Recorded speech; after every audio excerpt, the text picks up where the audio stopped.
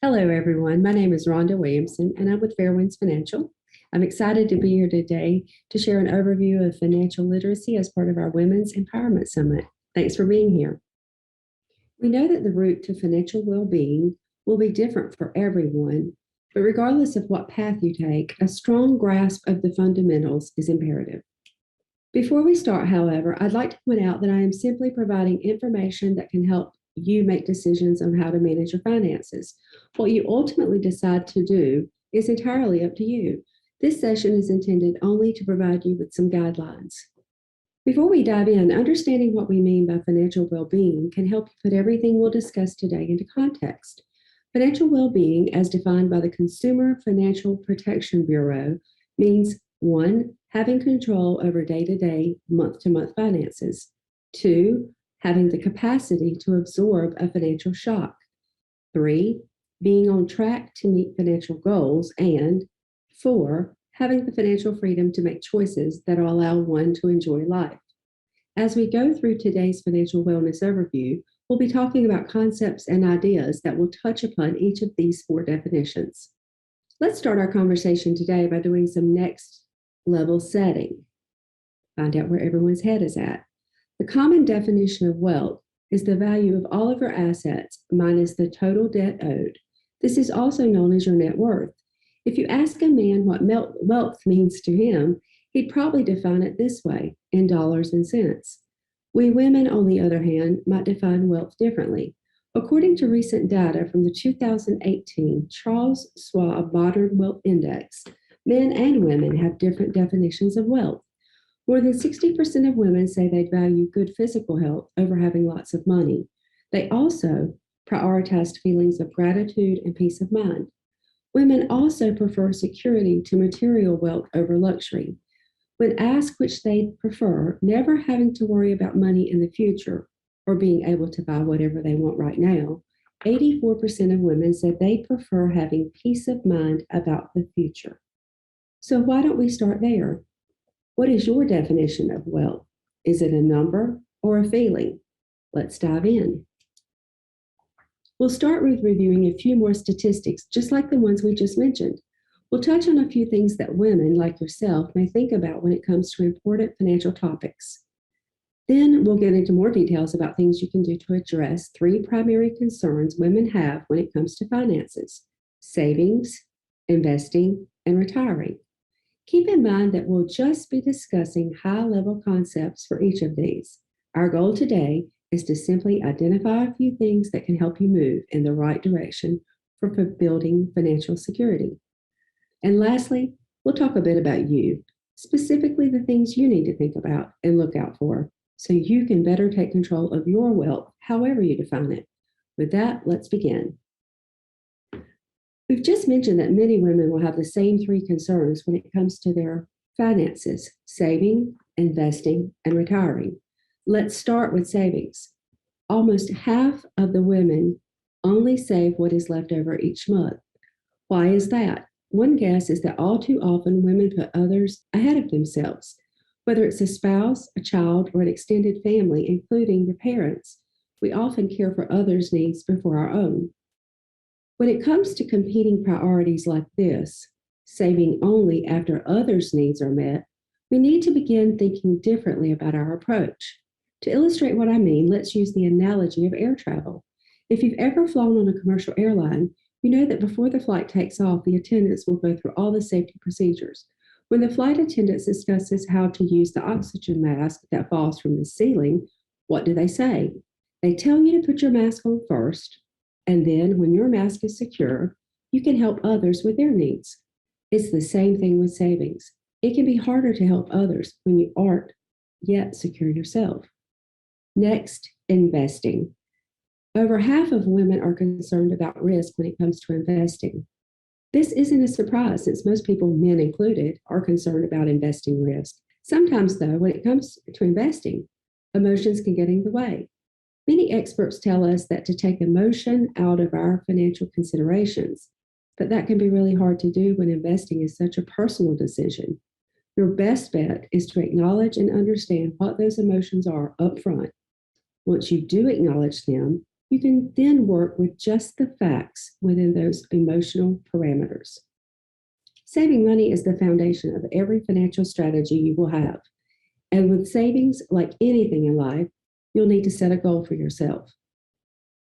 Most of you know how to set a savings goal. You identify the cost of the thing you want, whether it's a down payment on a home or a car, or perhaps it's a vacation or something else. You then determine when you want to build this thing, today, tomorrow, in 5 years. That's your timeline. When you have those two things, a simple calculation, total amount divided by number of months in your timeline, tells you how much you'll need to save each month to reach your goal. That's a tried and true way to reach a savings goal. But unfortunately, life isn't always so cut and dry. Priorities change, and outside forces can derail even the best laid plans. Instead, maybe you'll consider setting a savings goal as a percentage of you or your household's monthly take-home pay. One suggestion would be to save 10% of your net monthly income. Include this savings amount as a fixed expense line item in your monthly budget. That way, you're sure to set your savings aside each month. Once you begin saving 10% of your income each month, you can then start divvying it up or allocating that amount based on your priorities. For example, it is critical that everyone has an emergency fund to function as a buffer against unforeseen expenses. If you don't have an emergency fund, an amount equal to between 3 and 6 months of income, building one should be your top priority to start. Hypothetically speaking, you could allocate a larger portion of your monthly savings, say 50%, to your emergency fund and the remaining amount to your other priorities. Once you know your savings goal, you need to put a plan into place that will help you reach that goal. As we mentioned a moment ago, include your savings as its own line item in your monthly budget. We also just talked a bit about how many women only save what is left over each month. Instead, let's make a commitment to each other to agree that savings is not something that is nice to have, but instead, saving each month is a need to have. When it comes to savings, consider the pay yourself first approach. It's simply a way to save, like using direct deposit, to ensure that money is set aside ahead of time. As they say, out of sight, out of mind, or in this case, out of sight, out of not burning a hole in your pocket. And remember, and this is critically important, savings does not have to come exclusively from your income. It can and should come from reduced expenses. Think about what you spend each month. Are those expenses necessary, and would they be better off used for savings? We've mentioned your monthly budget a couple of times. Your monthly budget is the best way for you to identify expenses that could be eliminated and used instead for savings. Of course, budgets sometimes get a bad rap. That's because budgets are often viewed as a restriction on spending. But that's not really the case. An effective budget, one that includes savings as a distinct regular expense, helps you spend more, not less, on the things that are important to you. Some of us, especially those who are younger, may already be thinking, saving can wait, I have plenty of time. And you may be right. But when it comes to compound interest, having plenty of time can be your best friend. Put simply, compound interest is the addition of interest first to the principal amount of savings, and then thereafter to the principal and the previous accumulated interest. In other words, you get interest on interest. To illustrate how time impacts compound interest or interest on interest, let's look at two friends. Friend number one, represented here by the blue line on the chart, puts $10,000 in a compound interest bearing account. With no other principal added and assuming a 5% annual return, the value of her savings at age 70 would be just over $104,000. Friend number two, on the other hand, had decided savings can wait and did not begin saving until age 40. In order for her to have a similar amount in her account by age 70 as her friend, she will need to save, assuming the same 5% annual return, $125 each and every month for 30 years. And even with that, she'll fall a bit short of her friend with about $99,600 in her account. Now, these two friends will likely both end up with a similar amount of money at age 70. However, friend number one has put aside a total of $10,000, while friend number two will need to set aside 4 times as much, or a total of $45,000 to have about the same end result. Bottom line, the earlier you begin to save, the more money and by extension, more flexibility you have to reach your savings goals. Before we move on, a quick word about debt and specifically how it relates to savings. I know many of you probably feel the effects of debt, especially if you, like other women, have student loans to repay. Paying off debt is critically important, but as I've said several times now, reaching your savings goal is a balance between competing priorities. You may have heard some financial pundits say you should focus all your efforts first on paying off debt and second on savings. What you choose to do is entirely up to you. However, it might make sense for you to strike a balance between your savings and debt. Think of it this way. You can choose to be debt-free within a certain period of time, and at the end, potentially have no savings.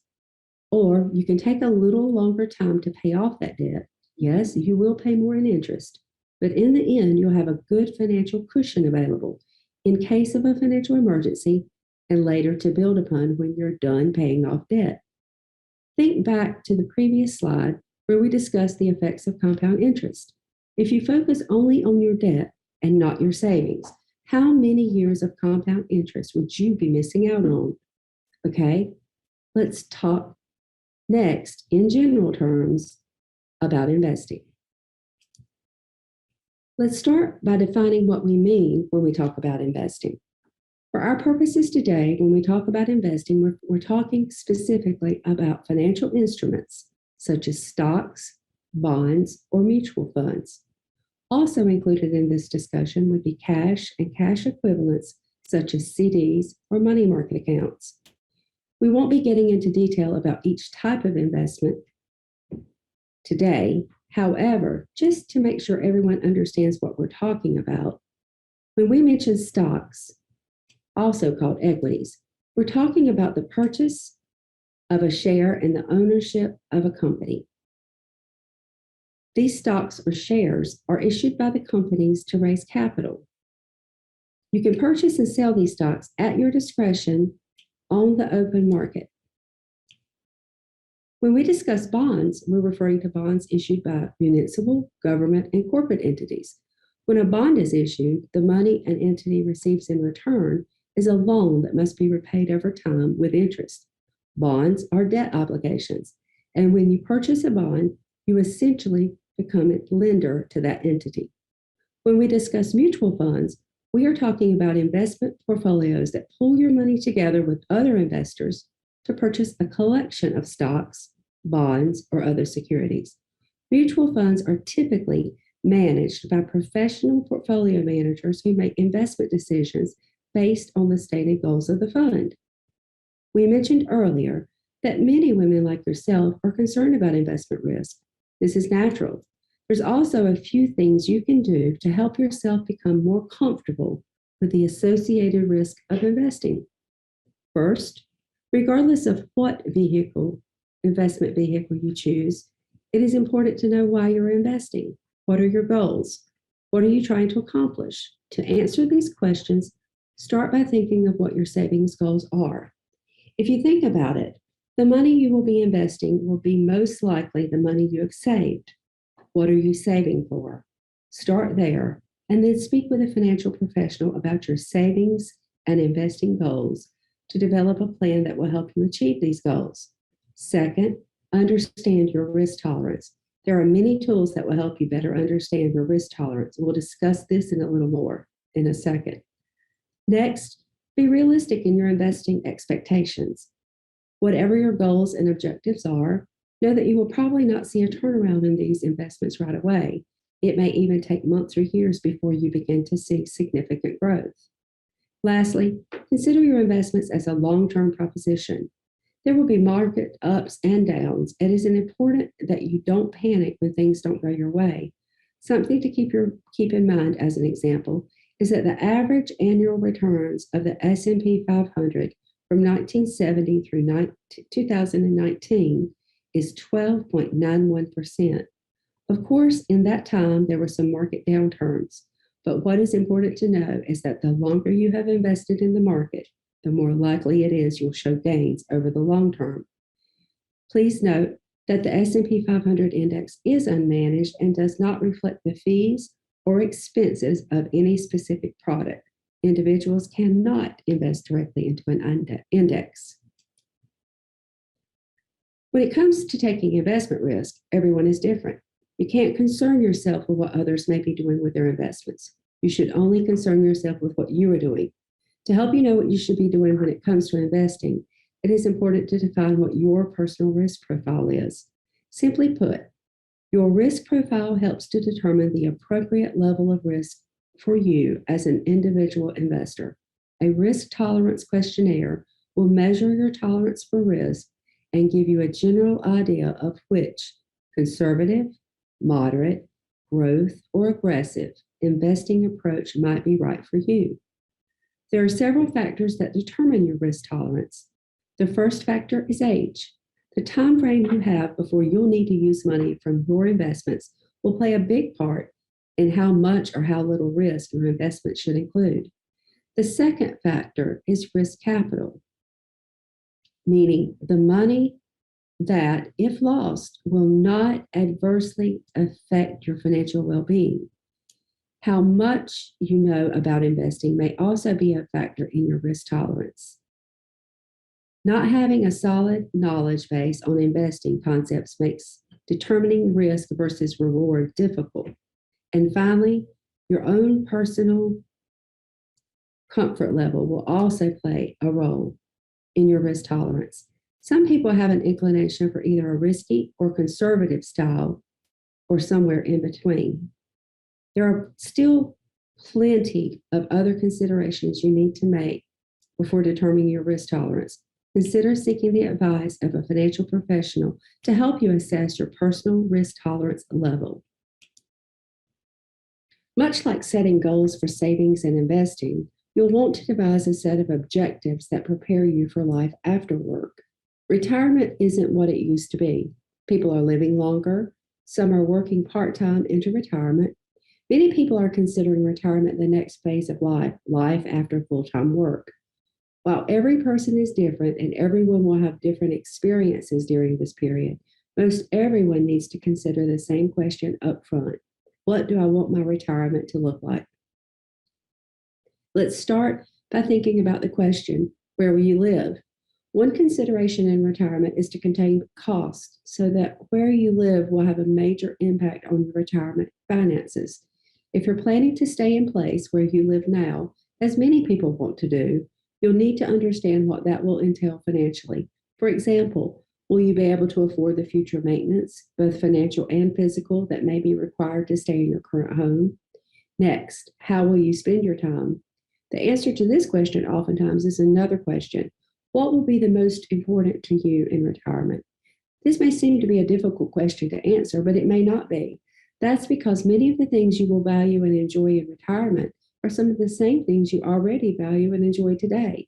What is most important to you today? Chances are these things will still be important to you in retirement. Finally, consider how long retirement may last. According to the U.S. Census Bureau, today's average life expectancy is about a decade longer than it was in 1960. Think about how long your grandparents lived. There's a good chance you'll live as long or even longer. With that in mind, it's no stretch to say that many people should be planning for 20 years and maybe even 30 or more years of retirement. And remember your lifestyle.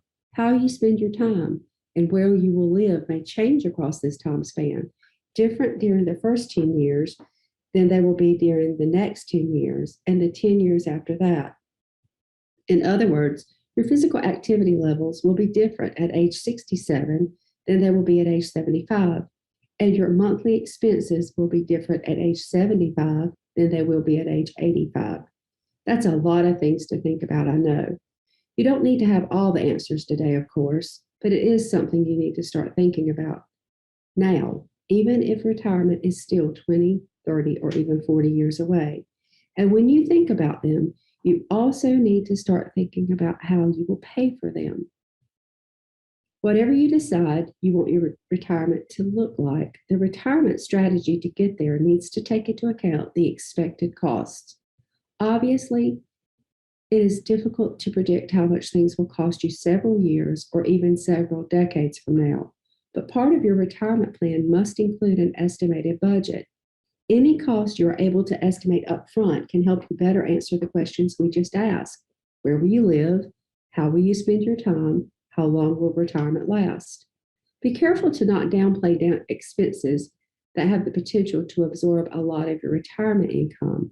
For example, consider that even if your home's mortgage is paid off, you still have to have the cost of property taxes, insurance, and home maintenance. In fact, according to Consumer Price Index for the elderly from the U.S. Bureau of Labor, an average of 40 to 45% of an older person's monthly budget can be spent on housing and housing-related expenses. Based on what you expect your monthly budget in retirement to be, it is important to have different sources of retirement income available to you so that you can pay for all the things in your budget. Sources of retirement income include retirement savings account like 401k or individual retirement accounts, but also can include pensions, investment income, annuities, Social Security. Also consider any other sources available, such as any income you may receive from real estate and regular income from work or hobbies. After determining what sources of income may be available to you, organize them by whether the income is predictable, income that is reliable no matter what happens in the market, and income that is variable, income that can change year in and year out. Once you've done that, the next step is to align those sources of retirement income with the fixed and variable expenses you expect to incur in retirement. Here's one way you can do that. This is the 4-box strategy for aligning your retirement income and retirement expenses. It is a simple way to identify and organize the expenses and income that will be part of your retirement plan. Let's start with necessary expenses, the top right box. Many of us will have necessary expenses similar to those shown here. Most people would consider the expenses associated with housing, food, and healthcare to be essential, necessary expenditures. However, there may be other expenses that an individual would consider necessary. Your list will include priorities specific to you. To cover these expenses, your goal should be to use sources of predictable income like Social Security, pension benefits, or other sources of income that are not affected by market up and downs. These expenses are represented in the upper left-hand box. Now, take a look at the discretionary expenses box on the lower right-hand side. This category could vary wildly, but most generally, these are the types of expenses that allow you to do the things that you want to do, such as traveling, hobbies, or other activities. Assets from the income from assets box on the lower left typically would be used to cover your discretionary expenses. Sources from this income could include resources such as stocks, bonds, and cash. Like any part of life, retirement comes with its own set of risks. Here are the primary risks you may face in retirement. Let's go through each one. Longevity risk refers to a life expectancy that exceeds retirement funding. If a retirement saving plan is designed to meet average life expectancy, many of us will outlive our savings because we will live too long. Underestimating the amount of time you could spend in retirement exposes you to the risk of outliving your savings. Another consideration for any retirement income plan is the risk of inflation. As you probably already know, inflation refers to a general rise in the price of goods and services.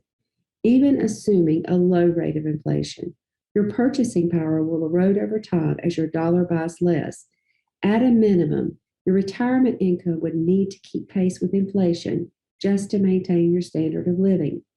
It is expected that you will take withdrawals from your investments to cover costs in retirement, But of course, when you withdraw from your nest egg, you will have less money still invested that can provide a future return. The risk here is withdrawing too much too soon.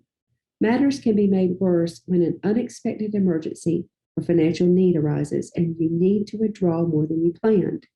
And withdrawing money from your nest egg in years following a down market is another risk you may face. When you're working full time, there's no doubt that asset allocation is extremely important, but asset allocation also has to be an important consideration during retirement. Market volatility is a risk in retirement because of the limited timeline.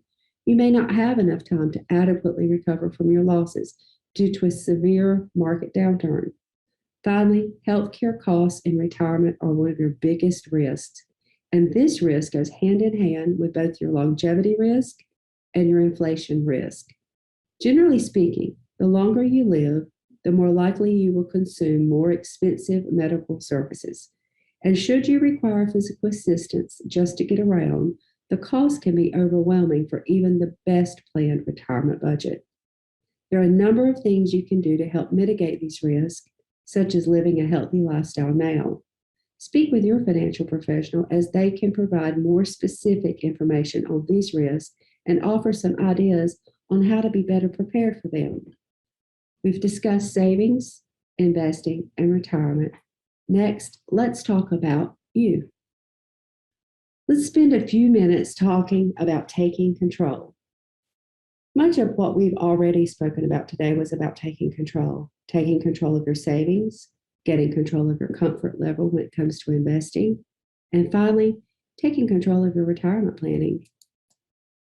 And what we're doing today, educating ourselves, is the first step in taking control. So continue your education after today. Learn how to invest. You don't need to be a financial wizard, but you do need to be educated on the important concepts, some of which we've discussed today, like asset allocation and diversification. You also should educate yourself on some of the specifics involved in making investment choices. For example, learn the difference between stock types. What is growth stock, an income stock, and a value stock? Learn about life's inherent risks, not just about the risk involved in investing or retirement, which we touched on. For example, educate yourself on the risks facing your loved ones due to you or your partner's premature death. What are the risks of a long-term disability that can interrupt your ability to earn an income, often referred to as your most valuable asset? And as you learn about risk and your loved ones may face, learn about various options available to help you protect yourself and them. First, make sure you protect your assets like your home, your car, and your property. You need to protect yourself as well from liability in case something bad happens beyond your control to others on or in your property. You'll also need to educate yourself on the different types of life insurance available, such as the difference between term or permanent life insurance.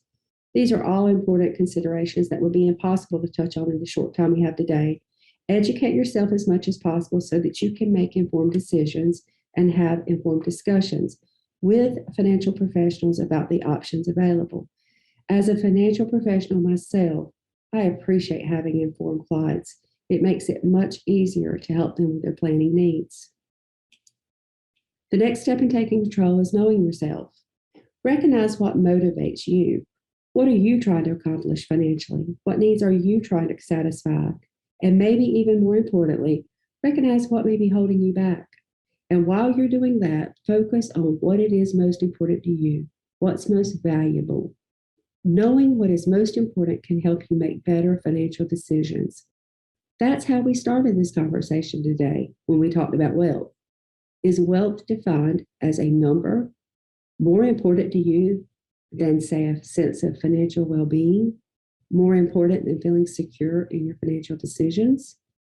With that knowledge, apply that same thinking to other parts of your life, such as your career.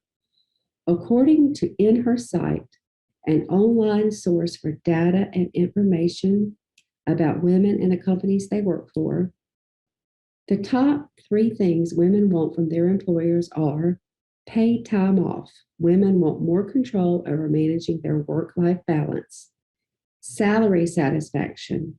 Women want to be compensated fairly for the work they do. Great coworkers. Women are looking for inclusive, professional work environments. Are these important to you? Earlier, we talked about the idea that many women may put others' needs ahead of their own. Those other people we're talking about, by and large, are listed right here. Your children, your parents, your spouse, or partner. We can't look at ourselves in a vacuum. Our financial lives may be impacted by each person on this list. It could be funding a child's college education, or providing care for an elderly parent, or perhaps having to go through a divorce. All of these life changes can potentially have long-term impacts on your financial well-being and your financial independence. You need to understand what those impacts may be and know that whatever financial strategies for the future you want to put together will most likely need to be put together with them planning in mind. And finally, taking control also means asking for help. Build a support group with family and friends. Tell them what you're trying to accomplish financially.